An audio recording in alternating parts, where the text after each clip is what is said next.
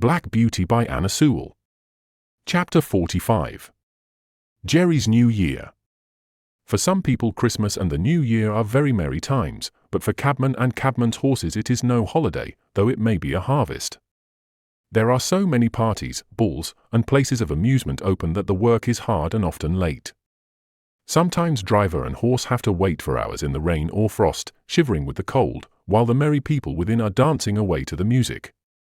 I wonder if the beautiful ladies ever think of the weary cabman waiting on his box, and his patient beast standing, till his legs get stiff with cold. I had now most of the evening work, as I was well accustomed to standing, and Jerry was also more afraid of Hotspur taking cold. We had a great deal of late work in the Christmas week, and Jerry's cough was bad, but however late we were, Polly sat up for him, and came out with a lantern to meet him, looking anxious and troubled.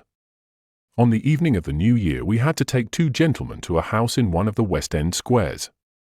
We set them down at 9 o'clock, and were told to come again at 11, but, said one, as it is a card party, you may have to wait a few minutes, but don't be late. As the clock struck 11 we were at the door, for Jerry was always punctual. The clock chimed the quarters, 1, 2, 3, and then struck 12, but the door did not open.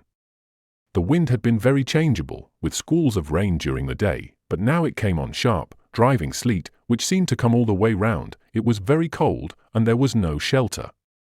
Jerry got off his box and came and pulled one of my cloths a little more over my neck, then he took a turn or two up and down, stamping his feet, then he began to beat his arms, but that set him off coughing, so he opened the cab door and sat at the bottom with his feet on the pavement, and was a little sheltered.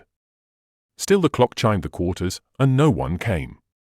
At 12:30 he rang the bell and asked the servant if he would be wanted that night. "Oh, yes, you'll be wanted safe enough," said the man. "You must not go, it will soon be over," and again Jerry sat down, but his voice was so hoarse I could hardly hear him. At 1:15 the door opened, and the two gentlemen came out. They got into the cab without a word, and told Jerry where to drive. That was nearly 2 miles. My legs were numb with cold, and I thought I should have stumbled. When the men got out they never said they were sorry to have kept us waiting so long, but were angry at the charge, however, as Jerry never charged more than was his due, so he never took less, and they had to pay for the 2 hours and a quarter waiting, but it was hard-earned money to Jerry. At last we got home. He could hardly speak, and his cough was dreadful. Polly asked no questions, but opened the door and held the lantern for him. "Can't I do something?" she said. "Yes, get Jack something warm, and then boil me some gruel." This was said in a hoarse whisper. He could hardly get his breath, but he gave me a rub down as usual, and even went up into the hayloft for an extra bundle of straw for my bed. Polly brought me a warm mash that made me comfortable, and then they locked the door. It was late the next morning before anyone came, and then it was only Harry. He cleaned us and fed us, and swept out the stalls, then he put the straw back again as if it was Sunday. He was very still, and neither whistled nor sang. At noon he came again and gave us our food and water. This time Dolly came with him. She was crying, and I could gather from what they said that Jerry was dangerously ill, and the doctor said it was a bad case. So 2 days passed, and there was great trouble indoors. We only saw Harry, and sometimes Dolly. I think she came for company, for Polly was always with Jerry, and he had to be kept very quiet. On the 3rd day, while Harry was in the stable, a tap came at the door, and Governor Grant came in. "I wouldn't go to the house, my boy," he said, "but I want to know how your father is." "He is very bad," said Harry. "He can't be much worse. They call it bronchitis. The doctor thinks it will turn one way or another tonight." "That's bad, very bad," said Grant, shaking his head. "I know 2 men who died of that last week. It takes 'em off in no time, but while there's life there's hope, so you must keep up your spirits."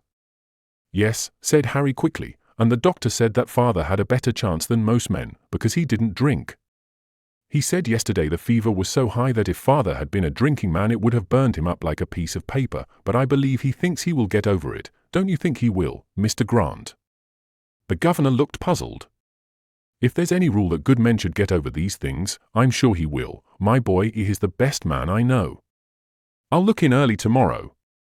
Early next morning he was there. "Well," said he. "Father is better," said Harry. "Mother hopes he will get over it." "Thank God," said the governor, "and now you must keep him warm, and keep his mind easy, and that brings me to the horses. You see, Jack will be all the better for the rest of a week or two in a warm stable, and you can easily take him a turn up and down the street to stretch his legs, but this young one, if he does not get work, he will soon be all up on end, as you may say, and will be rather too much for you, and when he does go out there'll be an accident." "It is like that now," said Harry. "I have kept him short of corn, but he's so full of spirit I don't know what to do with him." "Just so," said Grant. "Now look here, will you tell your mother that if she is agreeable I will come for him every day till something is arranged, and take him for a good spell of work, and whatever he earns, I'll bring your mother half of it, and that will help with the horses' feed. Your father is in a good club, I know, but that won't keep the horses, and they'll be eating their heads off all this time. I'll come at noon and hear what she says," and without waiting for Harry's thanks he was gone. At noon I think he went and saw Polly, for he and Harry came to the stable together, harnessed Hotspur, and took him out. For a week or more he came for Hotspur, and when Harry thanked him or said anything about his kindness, he laughed it off, saying it was all good luck for him, for his horses were wanting a little rest which they would not otherwise have had. Jerry grew better steadily, but the doctor said that he must never go back to the cab work again if he wished to be an old man. The children had many consultations together about what father and mother would do, and how they could help to earn money. One afternoon Hotspur was brought in very wet and dirty. "The streets are nothing but slush," said the governor. "It will give you a good warming, my boy, to get him clean and dry." "All right, governor," said Harry, "I shall not leave him till he is. You know I have been trained by my father." "I wish all the boys had been trained like you," said the governor. While Harry was sponging off the mud from Hotspur's body and legs, Dolly came in, looking very full of something. "Who lives at Fairstowe, Harry?" "Mother has got a letter from Fairstowe." She seemed so glad, and ran upstairs to father with it. "Don't you know?" "Why, it is the name of Mrs. Fowler's place, mother's old mistress, you know, the lady that father met last summer. Who sent you and me 5 shillings each?" "Oh, Mrs. Fowler. Of course, I know all about her. I wonder what she is writing to mother about." "Mother wrote to her last week," said Harry. "You know she told father if ever he gave up the cab work she would like to know. I wonder what she says. Run in and see, Dolly." Harry scrubbed away at Hotspur with a hewish. Hewish! Like any old hostler. In a few minutes Dolly came dancing into the stable. "Oh, Harry, there never was anything so beautiful. Mrs. Fowler says we are all to go and live near her. There is a cottage now empty that will just suit us, with a garden and a henhouse, and apple trees, and everything. And her coachman is going away in the spring, and then she will want father in his place, and there are good families round, where you can get a place in the garden or the stable, or as a page boy, and there's a good school for me, and mother is laughing and crying by turns, and father does look so happy." "That's uncommon jolly," said Harry, "and just the right thing, I should say. It will suit father and mother both, but I don't intend to be a page boy with tight clothes and rows of buttons. I'll be a groom or a gardener." It was quickly settled that as soon as Jerry was well enough they should remove to the country, and that the cab and horses should be sold as soon as possible. This was heavy news for me, for I was not young now, and could not look for any improvement in my condition. Since I left Birtwick I had never been so happy as with my dear master Jerry, but 3 years of cab work, even under the best conditions, will tell on one's strength, and I felt that I was not the horse that I had been. Grant said at once that he would take Hotspur, and there were men on the stand who would have bought me, but Jerry said I should not go to cab work again with just anybody, and the governor promised to find a place for me where I should be comfortable. The day came for going away. Jerry had not been allowed to go out yet, and I never saw him after that New Year's Eve. Polly and the children came to bid me goodbye. "Poor old Jack! Dear old Jack! I wish we could take you with us," she said, and then laying her hand on my mane she put her face close to my neck and kissed me. Dolly was crying and kissed me too.